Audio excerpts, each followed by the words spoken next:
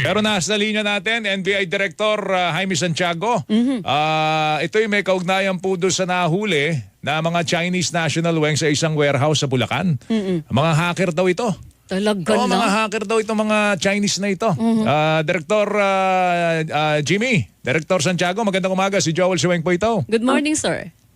Magandang umaga ho sa inyo at sa mga taga-pakinig natin, sir. Ma'am, sir. Opo, Director, yung mga Chinese national na nahuli nyo sa isang warehouse sa Bulacan? Pakibigyan nga kami ng detalye tungkol dito. Ito po'y, linawin ko lang, hindi sila hacker. Ay, di ba hacker? Sorry ha. Hindi po, hindi po. Ano itong mga Chinese na ito? Yung akin Bulacan na district office po ay nakatanggap ng information na may mga illegal worker sa Sanji Hydraulic Engineering Bureau. Okay. Limited. Doon po to sa Santo Cristo, San Jose del Monte, Bulacan. Okay. So, nag-conduct sila ng surveillance and found out that several Chinese mga foreigner ay nagtatrabaho doon. At so, we immediately coordinated with PAOK and the immigration. Sinalakay nila at nakatagpo sila ng 79 Chinese nationals. During our initial investigation, 36 of them were found to be undocumented. Oh my. Anong klaseng kumpanya ito, Director? Ito po yung gumagawa ng pipe, yung pipe para sa MWSS. Oh. Teka. Ito po, Okay. hindi, subcontractor po ba itong kumpanya na ito directly under contract with MWSS? Kasi ibang usapan yung director pag direkta sila may kontrata sa MWSS tapos meron silang illegal workers. Ay, yun na nga po. Ang kontrata nila, igagawa sila ng pipe para sa mga malalaking pipe po, hindi yung ordinary pipe, yung pwedeng kumasya yung isang sasakyan papagpasok doon sa pipe malalaking pipe po. Opo. Tapos, 23 naman out of dun sa 79 na tagpuan doon, 23 ay tourist visa lamang. Okay. Ang gusto nating malaman, Director, bakit sila umaarkila ng tao na walang permit? At kasi ang Tourist issue visa, rito, undocumented. inaagawan nito ng employo yung mga Pilipino. Totoo yan. Yes, ganun na nga po. Yun ang magiging violation nila kasi ating batas, pwede ka lamang kumuha ng foreigner kung hindi walang Pilipino na angkop doon sa trabaho. Yes, opo. Pero nakita ko kahapon mismo, ang ginagawa naman doon yung nagwe-welding lang, gumagawa ng pipe, pagwe-welding, ganyan. Kayang-kaya ng mga Pilipino yan. Okay. Tapos, ano pa? Hello? Yes po, go ahead po, Director.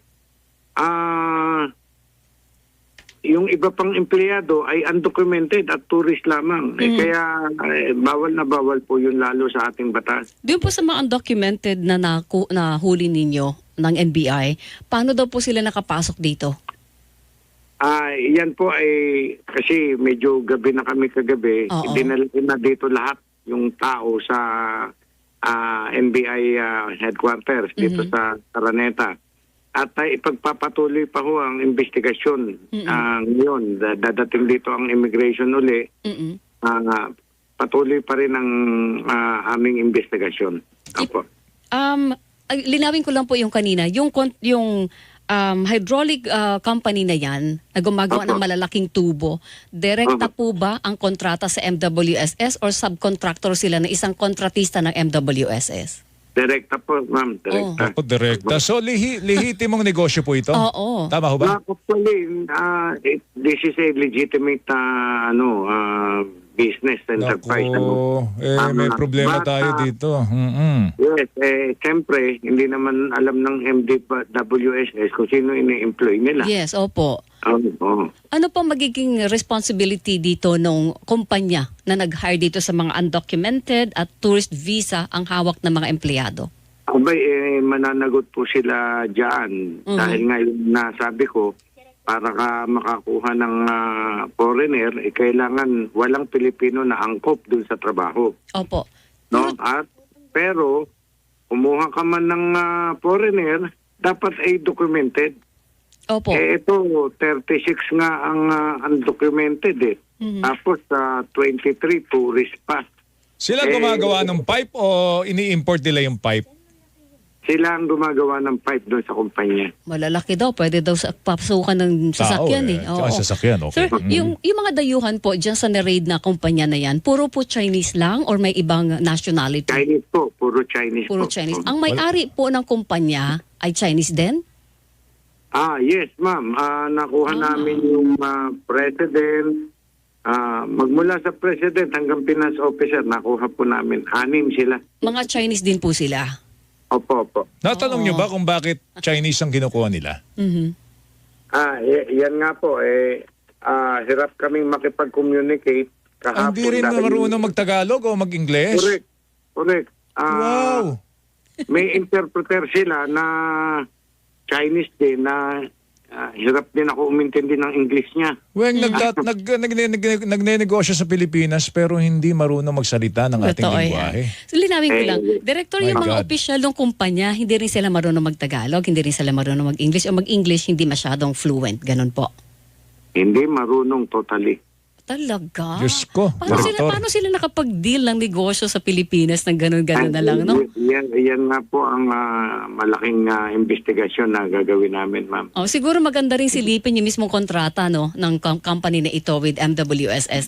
Yes, we will also subpoena MWSS to shed light dito. O baka kasi nagkaroon, halimbawa lang, it's just an idea, baka may dummy na pinaharap sa MWSS. May pwede Tapos yung yan. pala behind the That's a dummy, possibility, sila talaga yung mga tao na behind the company. Posible yan. Oo. Yan nga po ang iimbestigahan natin ng masusing O, sige po, Director, salamat po sa oras. Mag-ingat po kayo. Sir, Thank you po thank you. sa oras ninyo. Maraming salamat din po sa inyo. Salamat. morning, Magandang sir. umaga po sa inyo. Director Jaime Santiago, Director ng National Bureau of Investigation, NBI, mga kapuso.